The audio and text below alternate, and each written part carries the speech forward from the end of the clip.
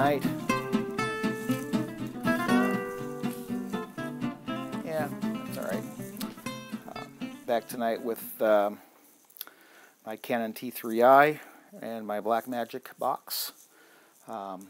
Still cannot get my monitor to work with the Blackmagic box set to record on RAW. So I'm back on Apple ProRes 422HQ. My Canon EOS T3i. I've got the standard Canon lens. It's an 18 to 55 millimeter zoom lens. Set at 24 millimeter right now. Sitting a short distance from the camera. It is a lens for the camera. Again, I got my studio lights on the side. What I wanted to do tonight, since I mentioned it before, was battery pack for taking out in the field. I haven't put it together yet, but I have all the batteries, I have all the components to do so. And what I have is a battery. This big thing here is actually very skinny. This is a 3.2 volt lithium iron phosphate lithium battery. It's a very stable battery. It's a fairly high power battery.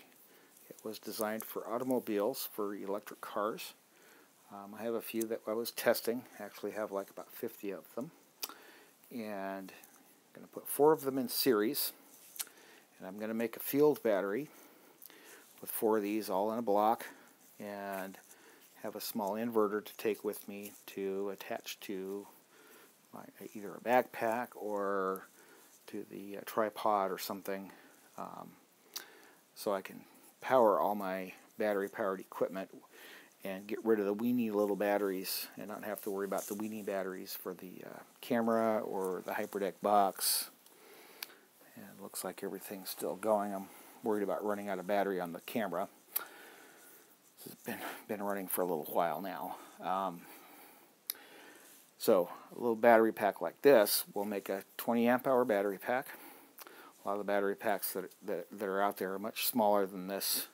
But this is still going to be pretty lightweight, but it's going to have a good amount of power, and it should last quite a long time. Probably hours and hours worth of power, because our components don't take much power to operate. And easy to charge even with a standard charger without being able to overcharge the battery. So we'll get into charging these things later, but not a real big deal. And much better than carrying around 4 of these guys. These are 7 pounds a piece. This is just one battery cell, 3.2 volts, 100 amp hours. Versus this little guy, which is 20. And don't want to haul this stuff around here. If this was, don't want to do that. Anyway, just wanted to kind of show that off, and also show my focus monkey. Got him hanging above me that I mentioned before, which you didn't see, and I want to see if this lens that I have on the camera is going to actually bring in more light.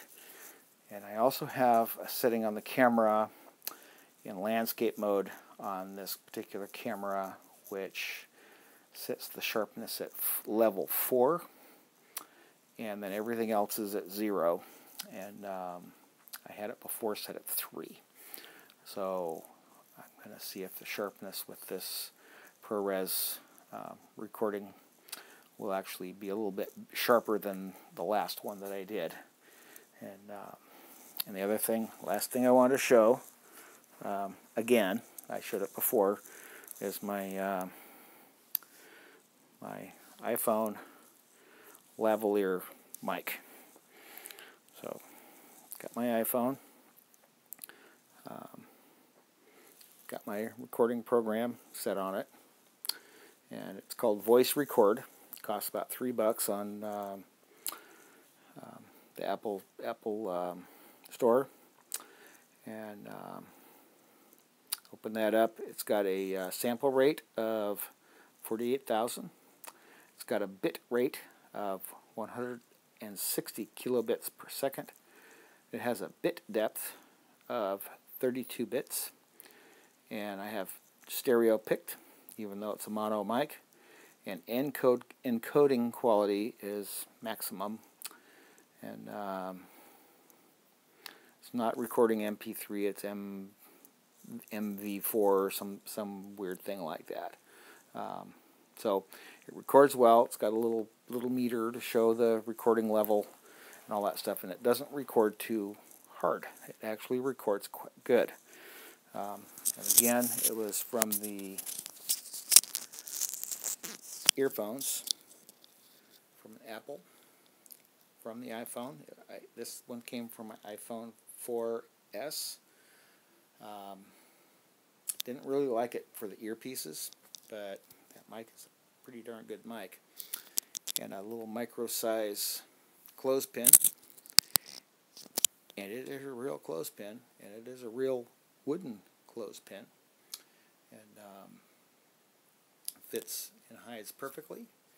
And hot glued that thing on there, and I can still change the volume level on this without any problem. And that's a really nice little feature to have. And you just take that clip it onto your shirt, and there you have a lavalier mic that you can probably record for a few hours without having to worry about anything. You can go as far away as you want. You still get good recording video. So if you have to walk across the property for part of the video, you still get good sound. You don't have to worry about wireless microphones, which cost an arm and a leg. You still get good quality, and you get good quality all the way across. Don't have to worry about how far you are. Plus, that's just extra batteries for both pieces that you have to have. So this, in my opinion, is a really good alternative to a wireless lavalier, which you have to sync up anyway, right? So why not just carry it with you? You don't have to worry about being wireless to your camera and blah, blah, blah, and deal with that mucky muck. So I guess that's about it for tonight. We'll put this up. Hopefully the little camera here will gather a little bit more light in my little room here. I only have a couple overheads, a little bit on the side. My brighter light over here to my right. This way. Yes, I know you can figure out what the right side and what the left side is. No big deal. Don't know what else to say. That Canon T3i, Blackmagic. Oh yeah, Blackmagic, and recording. Magic Lantern. Magic Lantern is that extra software that you can get for Canon cameras. Not for anything else, but for Canons. It has a nice little feature on it to get rid of all the overlays. So I can bring the overlays up, and I'll show you how it records the overlay. And when I let go of the focus button, it'll go away because I have it set to go away when idle. If I shut everything off and just do straight Canon without Magic Lantern, the little focus box is always on and always will record. Period. It just does.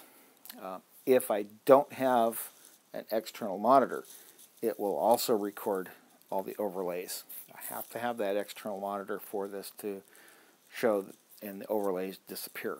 If that monitor is not hooked up, they don't disappear to the recorder. But they do once I have the monitor on. So let me show you what it does. And that's why it's important. We don't have the recording. It just picks up everything the sensor has. So we don't have the little cropping for the 16:9 cinema. And so we have to put that in post-processing or just leave it full if you want to leave it full. Not really a problem. I don't mind it being like this. I do like the cinema, so we do crop it down to do that. So that's why I leave a little extra headroom here. I've got my camera set a little high tonight, but I'm just showing just basic quality stuff. It's not for proper layout and proper positioning and all that kind of stuff here in the office tonight. Just playing with it still to see how good it works. So let me show you the overlay issue. I'm just going to hit the button real fast. You can see the overlays right there, and my battery's going away. And so I'm going to lose recording here in just a second. So I'm going to go. We'll talk to you later. There's more to come.